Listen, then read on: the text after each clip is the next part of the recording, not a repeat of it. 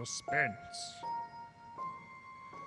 This is the Man in Black, here again to introduce the ICHS program of Suspense, brought to you by the ICHS Performing Arts class of 2026. Our star tonight is Grant Avogas playing the part of the Hungarian Count Stephen Kohari, a gentleman of sinister aspect. The story is by Jean Dickinson Carr, who calls it The Devil's Saint. If you've been with us on these Thursday nights, you will know that suspense is compounded of mystery and suspicion and dangerous adventure.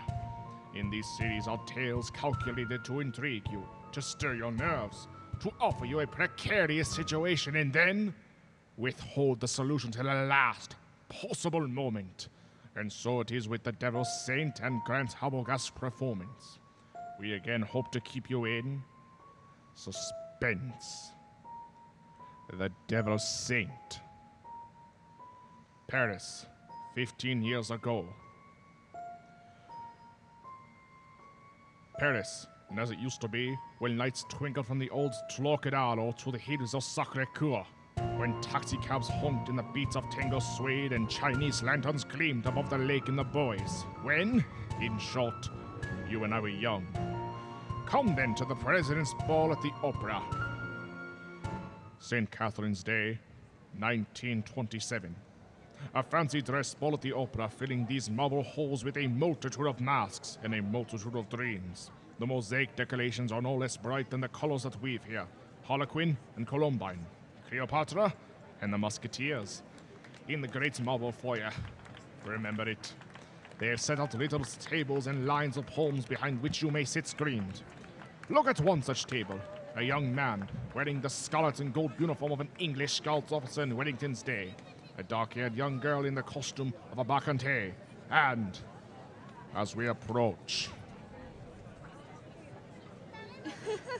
Ned, don't, please. You mustn't. Why not? You really don't mind, do you? No, of course I don't mind. Only you mustn't. Oh, Ned. Look here, Iona. We've got to settle this thing. You have enjoyed being here tonight, haven't you? Ned, I loved it. After being cooped up at my uncle's place in the country, it's like heaven. All right. When I take you back to the hotel, I'm going to face this dragon uncle of yours tonight. No. No, please don't. I'm going to say that you and I intend to get married, and that's that. I can't marry you, Ned. I've told you that. Well, why not? Just give me one good reason. Because I can't. My uncle. He would never allow it. Never. And that to you seems like a good enough reason? Yes, Ned. You know, this uncle of yours, what's his name? Count Stephen Kahari.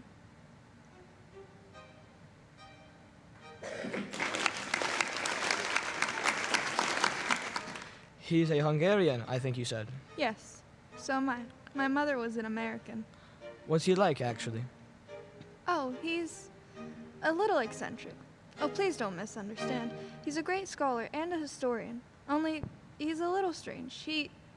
Ned, What is it? there he is now. Your uncle? Yes, that elegant man in plain evening clothes with the Order of the Fleece, golden fleece across his chest.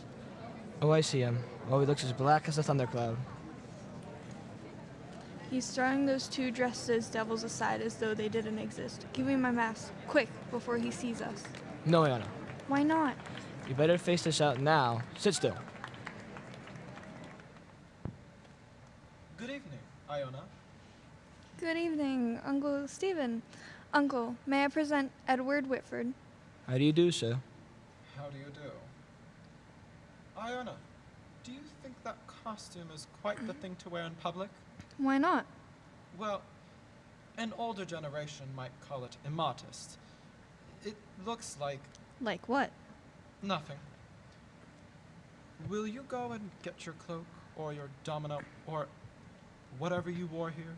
Uncle, please don't make me go home so soon. It's hardly 11 o'clock. I was not asking you to go home, my dear. I was merely asking you to put on a wrap.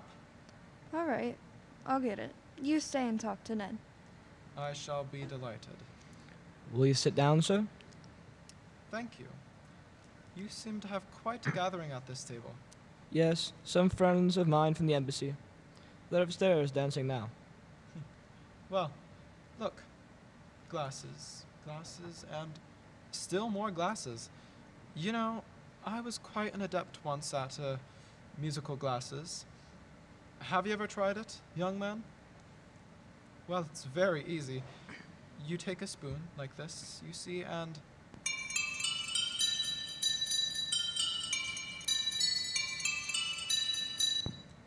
like it? Oh, forgive me, sir, but there's something I'd like to ask you. Yes? I don't exactly know how to say this, so I better say this in the shortest way. I want to marry your niece. Well, look out, sir. You smashed one of the glasses. A few francs will pay for that. But there are other things of higher value, at least to me. Well, maybe I ought to mention first that my full name is Lord Edward Whitford. My father's Earl of Cray. Indeed. I only mention that to show we're, well, respectable enough. The British ambassador will vouch for me. So, if you'd like to ring him up. And perhaps I ought to mention that I've always kept Iona carefully guarded from the world. Almost too carefully guarded, don't you think? That, Lord Edward, depends on my reasons. Sorry, sir. You have known Iona about how long? 4 days. 4 days! You wouldn't even choose a business partner in 4 days. Yet, you want to marry my Iona after 4 days. We know our own minds, sir. You do, huh? Then you know more than the wisest men in this world. However, as one whose dearest wish is Iona's happiness, I hope it is, Count Kahori. do you doubt what I say? Oh, no, sir. Well, I will make you a proposition. I own an estate in Touraine, not far from Paris. A little chateau, a few hundred acres, fishing, very good stable of horses. I know. Iona told me. Oh, she did? Well, then here is my suggestion. Why not come down and visit us for a week or two? Well, that's very decent of you, sir. Oh, not at all. Not at all. Ugh. And if at the end of that time you were not cured of this infatuation, Well, it's not an infatuation. I swear it's not. no. Well, if at the end of that time you were not cured permanently of this feeling, you may take Iona, and with my blessing. That's fair, isn't it? Oh, it's more than fair, Count Kahori. I don't know how to thank you. Oh, no. Please, don't even try. And at least I can promise you a very interesting experience. You see, at the Chateau d'Eze, there is one certain bedroom. We call it the tapestry room. Yes? Well, I assure you it will be a very interesting experience for you to sleep in that room. Why? Is it haunted or something? Oh, no, no, no, no, not haunted. Well, now, if you don't mind, I shall say goodnight, and I hope I can trust you to bring Iona safely to the hotel. Au revoir. In the meantime, look over there. What is it? Just look. Look all about us. Streams of our fellow guests pouring down the main staircase. Shapes of nightmare.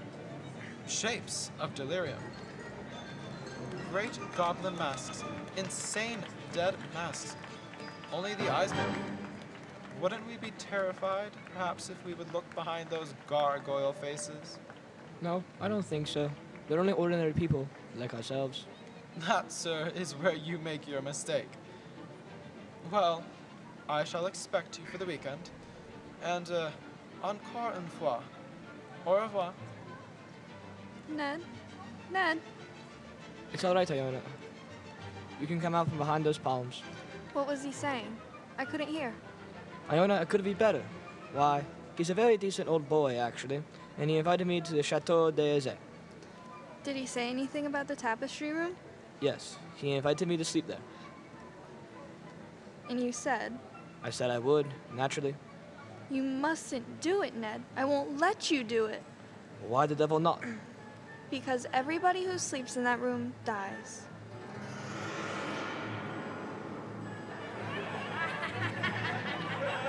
Dies. Are you serious? Oh, Ned, please don't do it. Oh, nonsense. There are a lot of superstitions about every old house. This isn't a superstition, Ned. It happened once when I was a little girl. A man insisted on sleeping there. They found him dead in the morning. So, how did he die? They don't know. There wasn't a mark on his body. He wasn't shot or stabbed or strangled or poisoned or hurt in any way. He was just dead.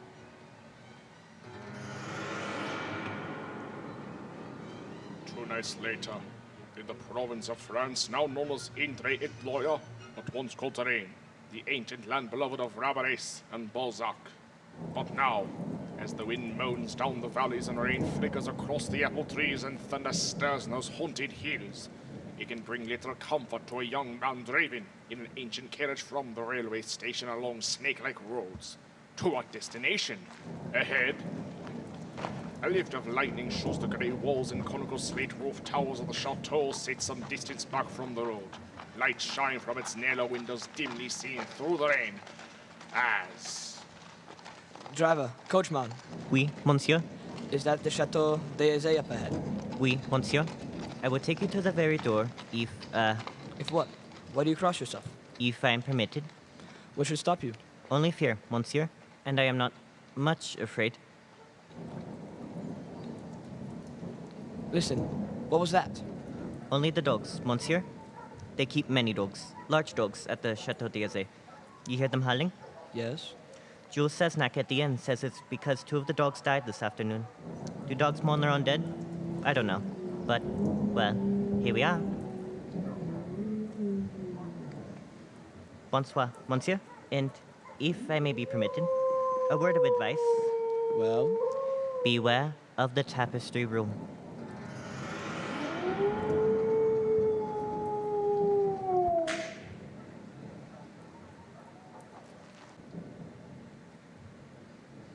if there's a bell on this door, there might at least be a knocker. Ah, got it. Hello, monsieur. Vous cherchez?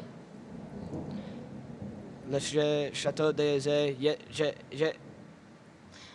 Perhaps it would be better if monsieur spoke English. Yes? You are Lord Edward Whitford? yes. Monsieur is expected. Please to enter.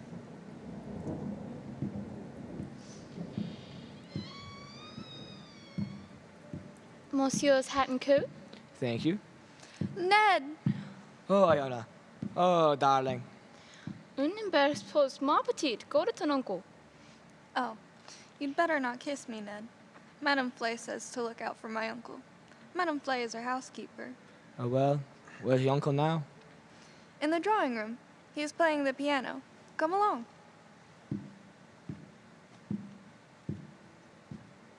Iona, is anything wrong?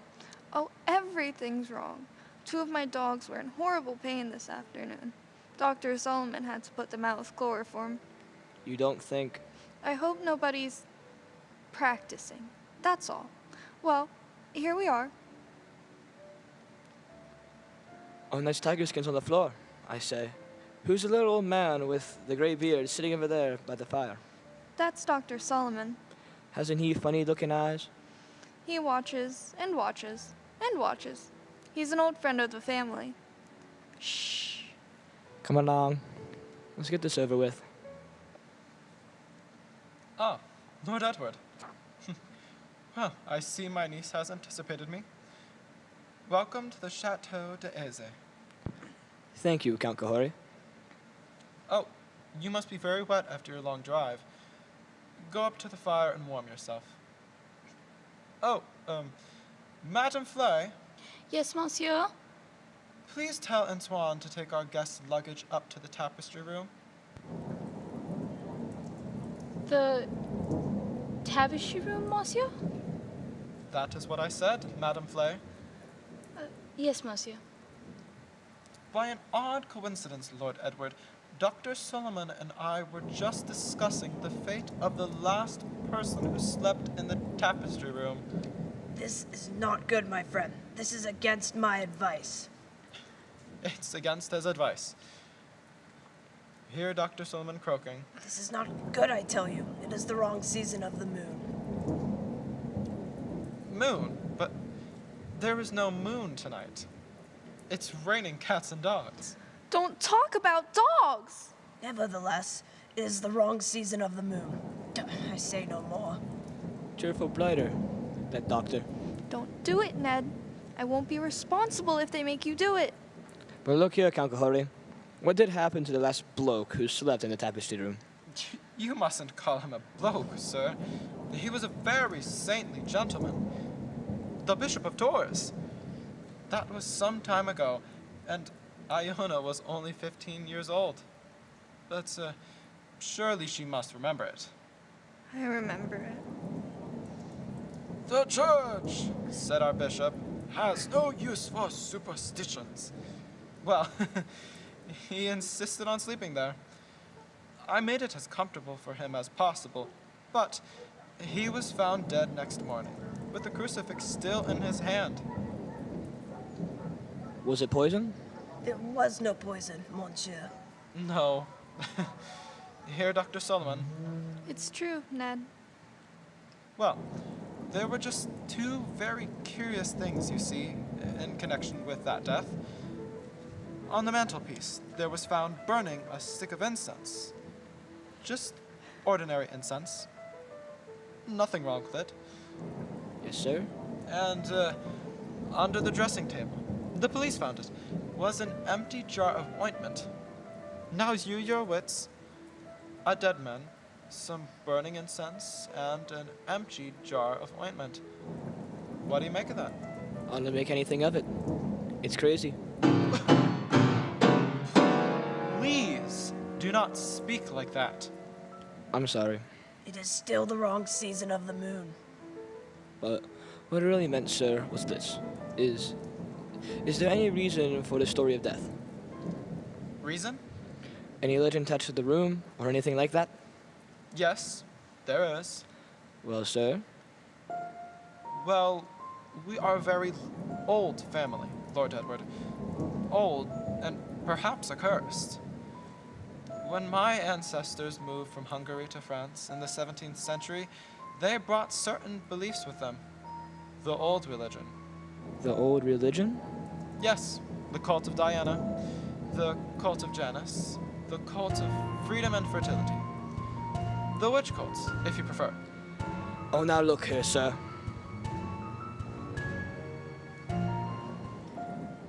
Must we talk about this? Well, you smile, but when I say the word witch, you think of some humorous picture on a Halloween card. It was very different in the Middle Ages, believe me. Then, my friend, there existed an organized religion which rivaled the church. There were many to worship unashamed at the grand Sabbath, many to receive all favors from Satan, their master, and to dance forever, joyously in the red flaming quadrilles of hell. Well, some 200 years ago, an ancestress of mine, Catherine Kahori, was tortured to death in the tapestry room for professing the old religion. Many persons have not thought it safe to sleep there since. Are you answered? Oh, come, sir. This is some kind of elaborate joke? Joke? The Bishop of Tours does not find it a joke. Not a mark on his body. I assure you as a physician, not a mark on his body. No, not a mark on his body.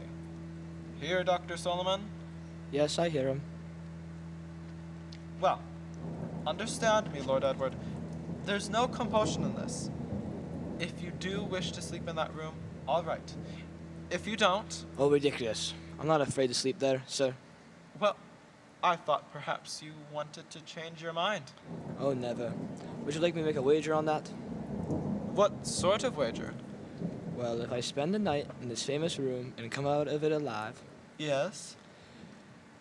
will you give your consent to the marriage immediately? Tomorrow morning.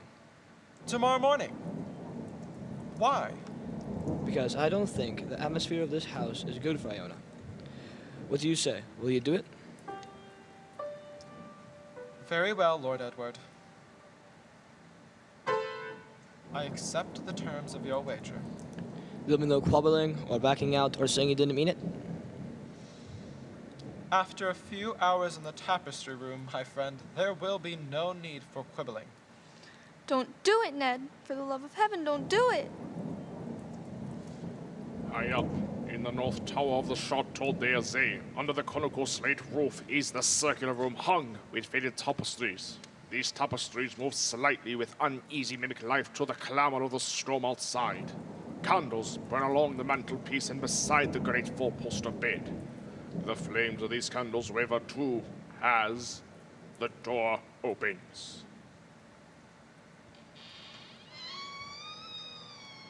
This is the tapestry room, monsieur. Thank you, Madame Flay. That is the mantelpiece where the incense burned. That is the bed where Monseigneur Le Bishop died. Very inviting, isn't it? Will there be anything else Monsieur requires? Some sandwiches, a decanter of whiskey? No thanks. I had a drink with Count Kahori before I came upstairs. Bien, Monsieur. Monsieur's shaving water will be brought up in the morning, if he requires it. Good night.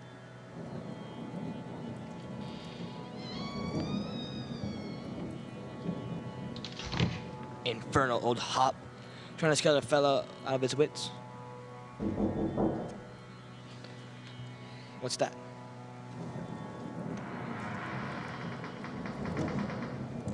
It's me, Iona.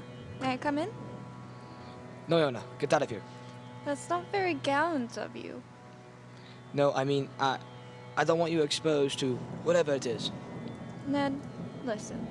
Are you going to bed, or are you going to sit up all night? I'm going to sit up all night, naturally. Then let me sit up with you. No. Why not? Well, it may be dangerous. Besides, I promise your uncle I'll go with this alone. I wish you hadn't had that drink with him. Why? You couldn't have done anything to it. It was you who poured it. Yes, that's true. Only... Listen. What is it? Sounds like footsteps. Yes, but where's it coming from? Seems to be right here in the room. It seems to come from all directions. Doesn't it sound like somebody walking between the walls? By George, it is someone walking inside the walls. Get behind the tapestries, Iona. Quick, hide there. Count Kahori, where did you come from? Oh, forgive me, Lord Edward, for seeming to appear out of the wall in between the tapestries. Like Mephisto appearing to Faust. And this red dressing gown perhaps adds to the effect too. Oh. How'd you get here? A passage between the walls? Yes, exactly. A little device of my ancestors for visiting this room. You know, they invented that for when its occupant was so unmannerly to as bolt the door. Door's not bolted. You could have walked straight in. But I couldn't have done it unobserved. No, maybe not. Have you had any other visitors, Lord Edward? No, Are you quite sure of that? quite sure. Well then, since nobody saw me come here, I'll just sit down by the fire. Please, sit opposite me. Is this the showdown, sir? Huh? I don't understand.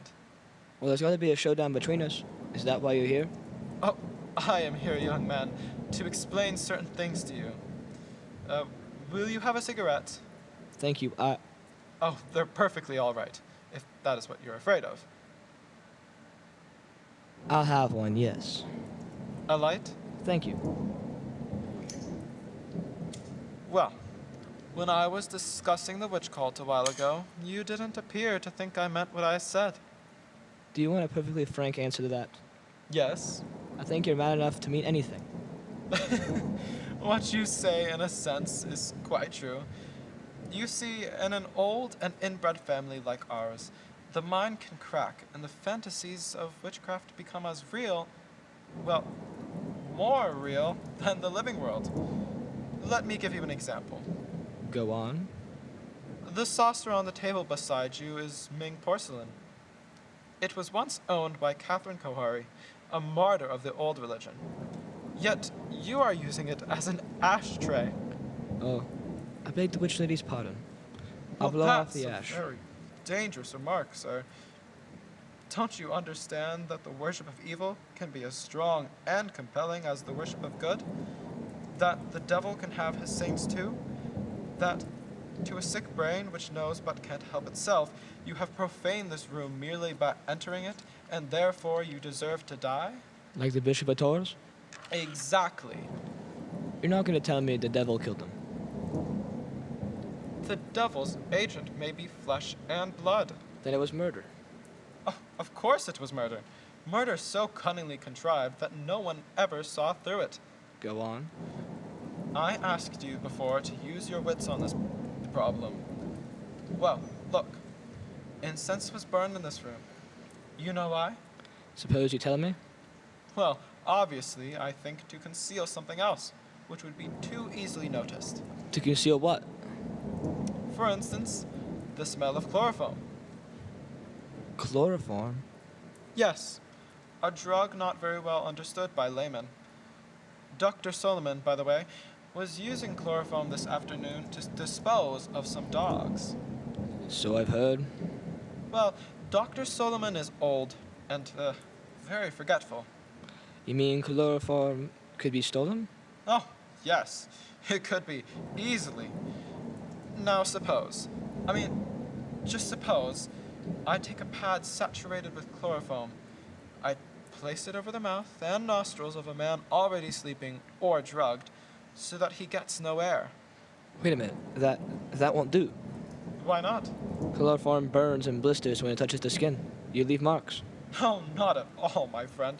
Not at all. If I first covered the mouth and nostrils with some substance like... Ointment? Yes, now you're waking up. Now, observe what follows. In a few seconds, unconsciousness. In 2 minutes, or 3 minutes, death.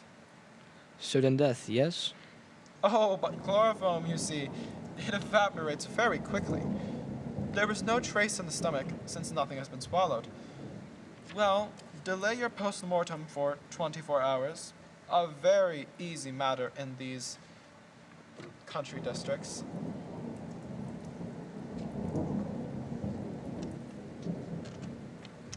And no trace remains in the blood. Murder without a mark, Lord Edward. Murder without a mark. You can't do it, Count Cahora. There's one thing you're forgetting. What's that? I'm not sleeping, and I'm not drugged. Oh, yes you are. How? When? In the cigarette? No, in the drink you had with me. What was it? Morphine. And you've had enough to put 3 men to sleep. See, that's it. Well...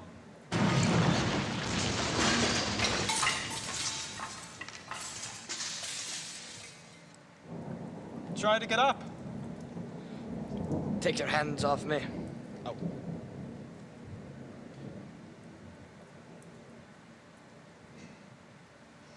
Just as you please. I won't go under. I won't. If I could just reach that bell pull. Well, but you can't. We'd better sit down again. You're only wasting what breath you have left. Didn't I tell you not to trust surface appearances? Didn't I warn you what shapes might lie behind the mask you saw in public? But you had no faith in the religion of our fathers. You had no faith in these outworn superstitions, and you wouldn't take warning. You murdering lunatic. Do you think I ever trusted you for a second? I knew you were going to try, only I thought you couldn't get away with it. So I said you killed the Bishop of Tours, and that's how you're going to kill me. Who? I? Well, you don't think I killed the Bishop of Tours, or had anything at all to do with this? Didn't you? Why bother to pretend now? I had reckoned on stupidity, but hardly such stupidity as this. You damned young fool, I'm not trying to kill you. I'm trying to save you. To save me? Dr. Solomon! Yes, Monsieur le Comte? Well, come out. Come out. Come in the room. Come out from behind the secret door now. Come out and be my witness. Yes, monsieur. I shall always guard the family honor, even when I guess how men die. This young man evidently thinks I've been talking about myself. Now tell me, Doctor, am I, in the popular parlance, insane? No, monsieur. Heaven forbid. I have never known a saner man. I can't stand this much longer. The drug's taking hold. I can't see straight any longer. Have you any notion, Lord Edward, why I brought you to this house? No. You would have never believed me if I merely had told you. Oh, no. Youth is too wise, too brash, too trusting. So, if I were to convince you of anything, I had to bring you here to show you. Show me what? What? Monsieur Lecomte, there's someone behind the tapestries. I saw them move. Look at the tapestries. There is someone behind them. Come out of there! Come out of there! Hey! Come out! Iona. Yes, Iona. It's nobody who can hurt you. It's only... It is only Iona. Is that what you would say? Yes? Then in the black second before unconsciousness, ask yourself these questions. Why do you think I've kept Iona so well guarded from the world? Why, at a fancy dress ball, for instance, did I object to the costume of a medieval witch, whose dogs were poisoned so that the chloroform should be brought here? Who poured you the drink drugged with morphine? In the devil's name, what are you trying to tell me? It was Iona. She's been helplessly, hopelessly insane for more than 10 years.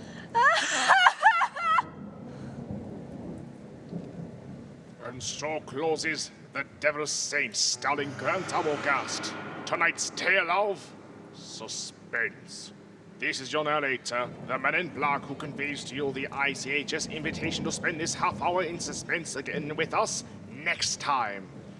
This is your narrator, played by Gavin Reinhardt. This is Lord Edward, played by Logan Plant. This is Count Kohari, played by Grant Arbogast. This is Iona, played by Elizabeth Barrow. This is Madame Flay, played by Lindley Simmons. This is Dr. Solomon, played by Cora Barkalow. This is the driver, played by Rooney Gregg. We would also like to give a special thanks to Dr. C.C. Chapelier, Joan Belt, Louis Retton, Keith Swearingen, Adam Lewis, Pam Watson, Carla Hirschfeld, Connie Hubler, and Dave Moffat. We'd like to give an even specialer thanks to Mr. Michael Miner for our sound design, and a final special thanks to our very own Robert Zinsmeister for all the opportunities and experiences he's given to us in this performing arts program. And with that, I forgot the name of our lovely director, Shane Scott, as well. Oh, how we love you, Shane Scott. And with that, we say good night.